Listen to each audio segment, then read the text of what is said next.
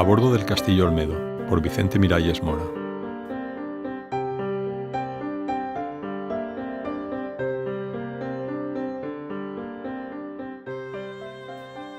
En agosto de 1951 se encontraba averiado el cable submarino Valencia-Palma de Mallorca, que se había tendido en 1923 por el cablero Telconia. La caseta de amarre de Valencia estaba situada en el edificio de 3 plantas que había sido construido dentro del recinto del puerto del Grau y que además albergaba una estación de radio para el servicio costero.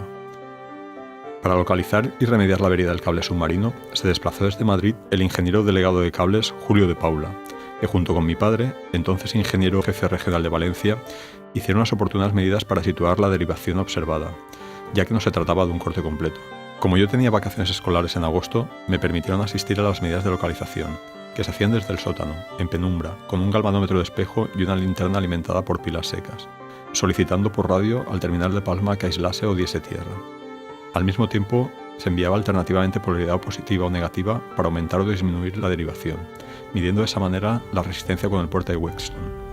En ocasiones había que detener las medidas, porque la trepidación del edificio al pasar los trenes delante del mismo alteraban el galvanómetro de Thomson. Entretanto, había fondeado en el puerto el cablero Castillo Olmedo, y como había camarotes libres por vacaciones del personal, me permitieron embarcarme con mi padre para buscar la avería. Con ayudas de las cartas marinas y el sextante, se determinó la posición adecuada del barco para pescar el cable. De Paula ordenó alargar el cable del sonar para tomar muestras del fondo y determinar el tipo de red zona a utilizar según se tratase de arena, rocas o vegetación.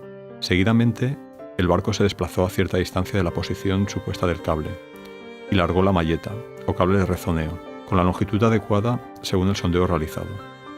Después de varias pasadas, en el sentido contrario, desplazándolo ligeramente en cada recorrido, finalmente se enganchó el cable para subirlo a bordo.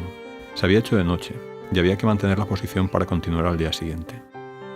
Por la mañana se hizo el cable hasta la cubierta por la roldana de proa. La tensión que indicaba el dinamómetro estaba próxima a la carga de rotura del cable, por lo que tuvimos que abandonar la cubierta y observar a resguardo.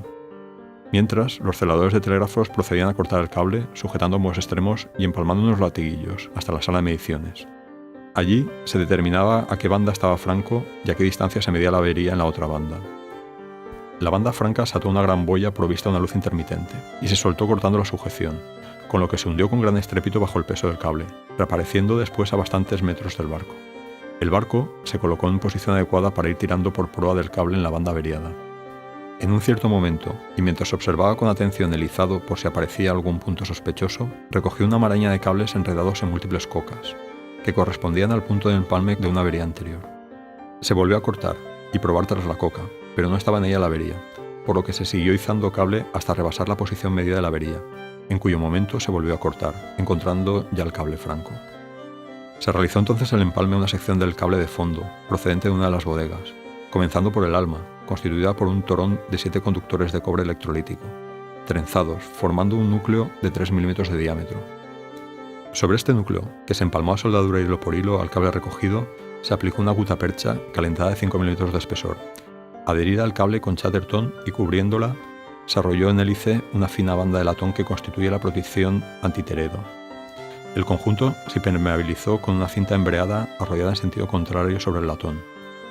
Y sobre esta banda impermeable se colocó una colchoneta de yute que protegía el núcleo así formado de la armadura de protección, constituida para el cable de fondo por una sola capa de 10 alambres de acero arrodillados también en hélice de paso muy largo.